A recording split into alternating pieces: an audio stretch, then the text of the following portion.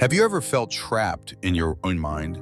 Thoughts swirling endlessly, past haunting you, the future scaring you. This is the story of a young man, Marco, whose mind was like a storm until he discovered the secret to true peace. Marco was 24, but he couldn't sleep, couldn't smile. His mind never rested. Every day felt heavy, sad memories, constant worries. He felt lost, exhausted, and hopeless, until he heard about a wise old man living in a distant hill village. People said this man could calm even the most restless mind. Filled with hope, Marco embarked on a long, tiring journey through forests and mountains. Days passed, and finally he reached the village. A small, peaceful house covered in green, and there on the porch sat the old man, eyes closed, radiating calm. Marco approached nervously. "Sir," he said, "my mind is restless. I cannot stop thinking. Please, can you help me find peace?" The old man opened his eyes slowly, smiling. "I can show you the way," he said.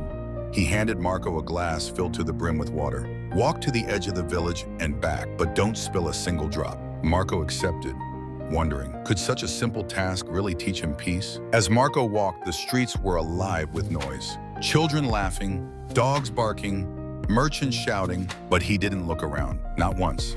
His eyes stayed fixed on the glass, step by step, careful, focused. The world around him disappeared. When he returned, he said, "I did it, sir. I didn't spill a drop." The old man smiled gently. "Good, but tell me, did you notice the children? Hear the dogs?" Marco shook his head. "No, I was only focused on the glass." The old man's eyes sparkled. "This is the secret. When your mind stays fully present, there is no fear, no confusion, no sadness. Peace is always inside you." Marco finally understood. The storm in his mind had quieted. Marco bowed, tears in his eyes. "I understand now. To calm my mind, I must live in the present moment." The sun set, painting the hills golden. Birds returned to their nests, and Marco walked home, transformed. He had discovered something priceless. Peace isn't found outside. It is born within, in the power of the present moment.